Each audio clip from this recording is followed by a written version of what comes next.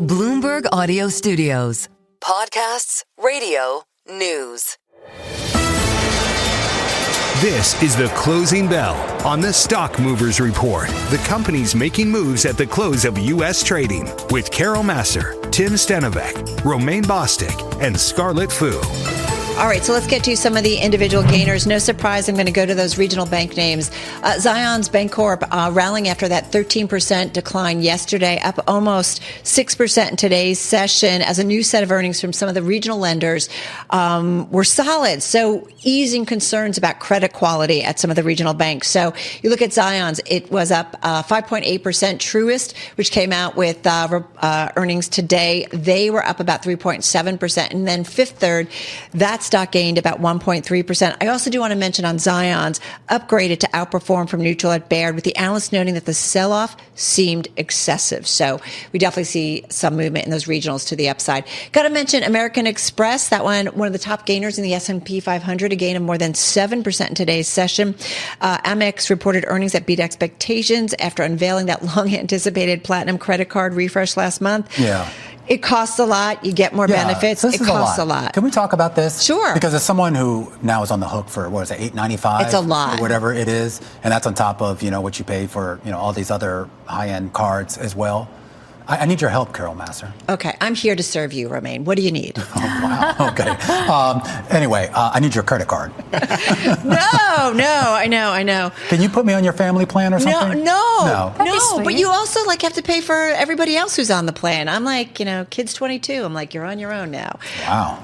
No, not completely. But no, it's like, I don't know. Do the benefits outweigh the cost?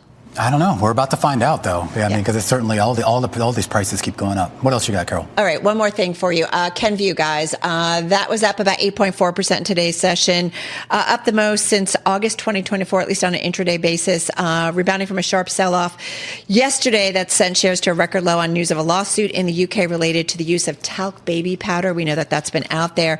Bloomberg Intelligence coming out and saying the size of Thursday's stock tumble dwarfs the claim size of the UK suit. So investors may be agreeing with that, and so coming back into that stock.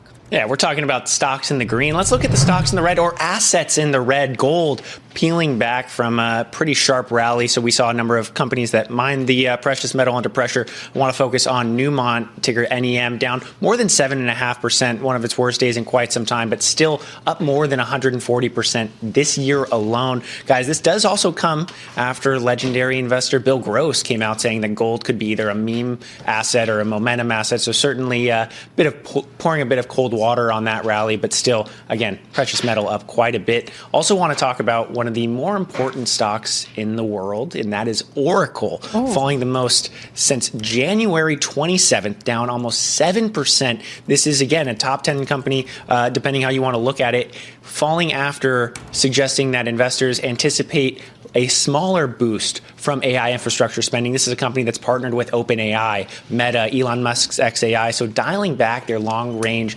financial outlook. Guys, I don't know about you, but I feel like this was kind of the entire bull case for the market, and want to quickly hit on. They're still up 75% this year. Well, still up 75%. Still, I don't know, what did I say? $830 billion in market cap. But focusing quickly on a smaller company, Hims & Hers, we saw sell-off in Novo Nordisk and Eli Lilly after President Trump talking about cutting the cost of those GLP-1s. Well, that hit Hims & Hers, ticker HIMS, down 16%.